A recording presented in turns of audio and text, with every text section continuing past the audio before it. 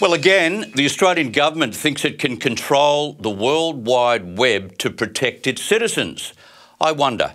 The Prime Minister announced today that children will be blocked from social media under federal laws to shield young people from online harm. The Labor government will mandate strict age barriers, although they haven't decided on the age range yet, and they'll punish tech giants that break the rules. Now, the Albanese government is aiming to lock in this national regime to force tech platforms to enforce age verification before the next election. This one is for the mums and dads. I know you're worried about the impact social media can have on young children, and so am I. That's why we'll introduce legislation this year for a minimum age for social media. Let's look at this from both a mental health and technical expertise. Joining us from Melbourne is multi-award-winning psychologist Dr. Michael Carr-Gregg, and in our Sydney studio, tech commentator from techadvice.life, Alex Zaharov-Reutt. Gentlemen, thank you very much for joining us at ADH TV. Pleasure. Thank you. Michael, start with you. How destructive has the era of social media been for not just teens but also tweens? Well, Chris, we replaced a play-based childhood with a screen-based childhood, and it's been a disaster from a mental health perspective. Social media has become the great envy amplifier, showing our young people highlight reels of other people's lives, and they end up with this sort of compare and despair phenomenon. So it's been a disaster in terms of depression and anxiety. And I remember in the early stages, you and I were talking about the onset of smartphones and the internet only, which became an addiction for children. But this, of course, has been magnified by the plentiful supply of social media platforms, which have taken this addiction to a next level. Well, they have, and they have basically used young people and their data and sold them to advertisers. Unwittingly, the young people became the product, and that in itself is pretty dastardly. I think social media companies, by and large, have shown themselves to have the ethics of a cash register, and I'm actually quite glad that someone now is holding them to account. Yeah, the intent, I think, is honourable. But Alex, take us through the social media platforms. There are age barriers applied already to some, aren't there? Yes, X, Facebook, TikTok, Instagram, they all have a 13-year age limit. And most of these are protected by simply stating what your age is. So they're not very strong limits, and this is where parents need to be very much part of the whole process to determine whether they think their children are old enough to access social media or not. Well, let's bleed this out then. If the government were to introduce an enforced punishment for tech giants to ensure that people were the right age, how would that actually work? It'd have to be a lot more than just people ticking a box saying, oh, I'm above 13. Yeah, look, the government's already putting $6.5 million into an age verification technology trial. Now, they've been working on this for some time. There is no simple and easy way to do this, otherwise they would have done it already. So they're using video selfies to determine the age of the child, so they can sort of determine whether they're over 13 or 14 or under 18. But there's also the ability to have a passport or a parental control for the parental, for the parent to be able to say, hey, my child definitely is over 13. But all of this needs to be put into place, and it needs to be done in a way that doesn't basically besmirch our privacy with digital ID laws, which cause all sorts of problems themselves and haven't been implemented yet.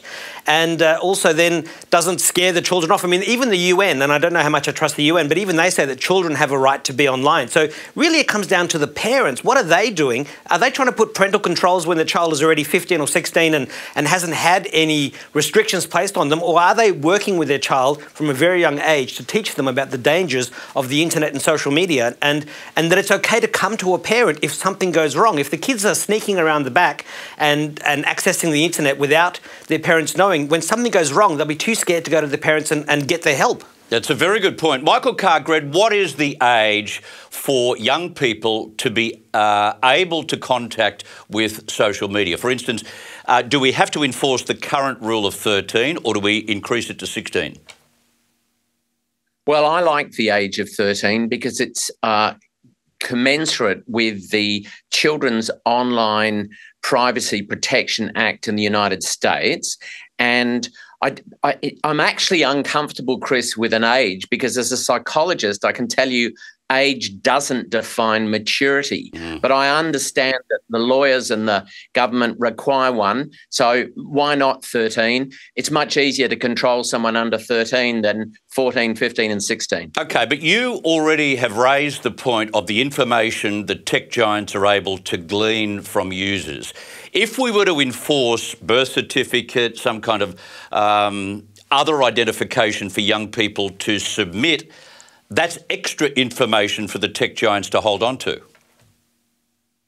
Well, it is. And it's interesting because Spain have already done this, Chris, and they've only just done it. And we're waiting to see the results. I'm imagining that there's some Australian boffins over there checking out to see how the Spanish experiment is going. But look, I think the key is the message, and the message to parents is that social media is probably not very good for young people's mental health. Best not be on it. And when they are, let's make sure they know how to use it in a safe, smart and responsible way. Well, what is your call on parents here? They can apply restrictions on their children's devices to limit or prevent them accessing certain sites, but they're not doing it, are they? Well, I think it's observed more in the breach. So we really do need a comprehensive parental education program. It's like the smacking ban that you and I discussed years ago, which they implemented in New Zealand. You can't have a ban without educating parents about what to do instead. And this is exactly the same situation. Massive parental education campaign is required. Alex, it's not as if there aren't enough software options for parents to use to block their children from the worst of social media. Oh, look, you've got screen time on iOS and Apple devices. You've got Android Family Link on Android devices. You can get a router that can block certain websites and have its own parental controls. You can get some routers that can pause the internet after a certain amount of time. So there are definitely ways that parents can enforce a ban on certain apps and certain sites. Now, kids are always trying to find ways around that, and they can easily, get well, not easily necessarily, but they can get a phone from one of their friends. They can get a SIM card. So you've got to be looking to see what your children are doing. Now, for all the concerns with e-safety and what the e-Karen is doing, the esafety.gov.au website does have a great section for parents that teaches you how to set these parental control systems up. But parents should be actively surfing the internet with their children, going through social media with their children. If they give them any time at all, it's got to be time limited to an hour or to weekends. Surf with them so that the kids know that what they're seeing is not necessarily correct. And the parents need to also look to find out the ways that kids can get around these particular parental control limitations, because the kids are always finding some clever new way around it. One example is with Pinterest, with YouTube videos. The kids might be blocked from accessing YouTube, but some kids found a way to look at a YouTube video on Pinterest and they could search the rest of YouTube through this other site. So you've got to be very careful, and you've got to be as savvy as your kids. Make it something that you want to learn about for your kids' protection. Yeah, Michael Carr-Gregg, kids are ingenious. There is no perfect model here. There will never be a perfect model. The same applies when kids dodgy up a licence and get into a club under the age or buy alcohol under the age. But are you confident that the government's intervention can eventually be successful? I'm confident that the message to parents is one that needs to be sent. When the history of mental health is written in Australia, years from now, the question will be, well, what did the government do to try and control this blight on the mental health of our young people? And at least they're having a go. The message is the most important thing. Like the mobile phone ban we discussed, kids get around that, but the majority now do the right thing. Yeah, good point. Thank you very much for your time, Dr. Michael Carr-Gregg. Pleasure. Appreciate that. Alex, do not go anywhere, because coincidentally, there are two big stories in the tech world today I want to ask you about. Firstly, Apple is going gangbusters with their new 16 phone and AI, are they? similar, and it's got obviously better cameras, bigger battery, a smarter chip inside. But one of the big selling points is the new AI. So the thing about the AI is that although Google and Samsung have AI phones that you can use right now, a lot of the AI stuff for Apple's devices won't arrive until October and then throughout 2025. But it's a big part of their selling point, and you can do all sorts of things like rewriting emails, getting images created, asking Siri questions that you would ask of ChatGPT and have that conversational response, but it's still several months before it's rolled out in full. All right, you've brought into the studio Apple's two biggest competing devices from Samsung and also from Google. Yes. Are they better than what's on offer from Apple? Well, they are better in some ways. I mean, you've got, for example, the Flip 6. This is Samsung's folding phone, so it just unfolds like that. It's easy to carry in your pocket, very small and cute, and it's got a whole stack of AI features built in that are working today.